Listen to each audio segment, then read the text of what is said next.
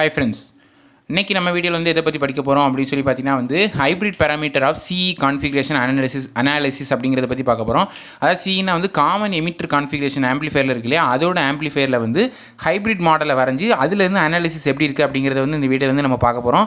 அதில் வந்து first thing என்ன சொல்லி பார்த்தீங்கன்னா வந்து ஒரு ஆம்பிளிஃபையர் சர்க்யூட் வந்து நீங்கள் போட்டுக்கோங்க. அது வந்து இப்படி இருக்குது. So input voltage, input current வந்து base voltage input, base current வந்து இன்புட்டு கரண்ட்டு அந்த மாதிரி வந்து பேஸில் போகுது. கலெக்டர் வழியாக என்ன வருதுன்னு பார்த்தீங்கன்னா வந்து அவுட்புட் கரண்ட் வருது. எமிட்டருங்கிறது காமனாக இருக்குது அப்படிங்கிறத தெரிஞ்சுக்கோங்க.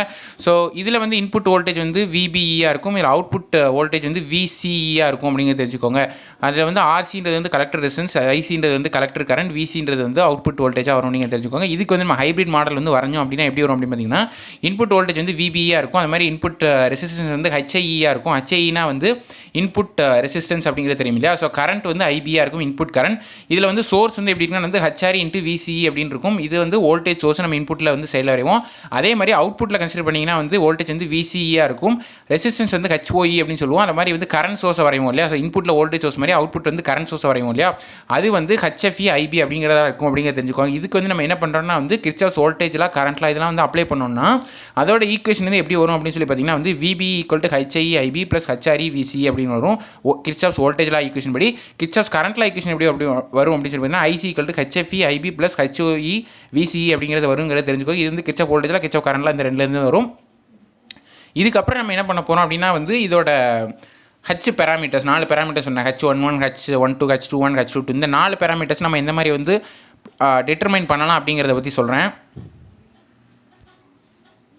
ஸோ ஃபர்ஸ்ட் திங் என்னென்னு பார்த்தீங்கன்னா வந்து H11 பேராமீட்டர். அது என்ன பார்த்தீங்கன்னா வந்து இன்புட் ரெசிஸ்டன்ஸ் வந்து நம்ம HIE அப்படின்னு சொல்லி நம்ம ஹைப்ரிட் மாடலில் வந்து ரெப்ரசென்ட் பண்ணுவோம் இல்லையா. ஸோ அப்படி ரெப்ரசென்ட் பண்ணும்போது அதோட அவுட்புட் வோல்டேஜ் என்னவாக இருக்கும், VC வந்து கான்ஸ்டன்டாக இருக்குங்கிறது தெரிஞ்சுக்கோங்க. அதோட ஃபார்முலா வந்து HIE = ∆VBE / ∆IB. எவ்வளோ சேஞ்ச் இருக்குன்றது. VBEனா வந்து இன்புட் வோல்டேஜ், இன்புட் கரண்ட்டோட அது வந்து வேரியேஷன் அப்படிங்கிறத சொல்லுவாங்க.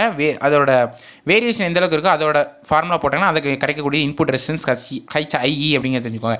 HRE அப்படின்னா வந்து ரிவர்ஸ் வோல்டேஜ் ரேஷியோ அப்படிங்கிறது தெரியும் இல்லையா. ஸோ அது வந்து VBE / ∆VCE. அதை வந்து IB வந்து கான்ஸ்டன்ட். இன்புட் கரண்ட்டை கான்ஸ்டன்ட்டாக வச்சுட்டு இன்புட் வோல்டேஜ் வேரி பண்ணும்போது அவுட்புட் வோல்டேஜ் எந்த அளவுக்கு வேரி ஆகுதுங்கிறத பார்த்துக்கணும். அந்த ரேஷியோ வந்து என்னென்னு பார்த்தீங்கன்னா வந்து ரிவர்ஸ் வோல்டேஜ் ரேஷியோ அப்படின்னு சொல்லுவாங்க. HFE அப்படின்னு சொல்லுவோம். அது வந்து ஷார்ட் சர்க்யூட் கரண்ட் கெயின். அது எப்படி இருக்கும் அப்படின்னு சொல்லி பார்த்தீங்கன்னா வந்து VCE கான்ஸ்டன்ட். அதாவது அவுட்புட் வோல்டேஜ் இருக்குல்ல, VCனா வந்து அவுட்புட் வோல்டேஜ் கான்ஸ்டன்ட்டாக வச்சுட்டு ICயும் IB வேரி பண்ணுறாங்க. IBன்றதான் இன்புட் கரண்ட்.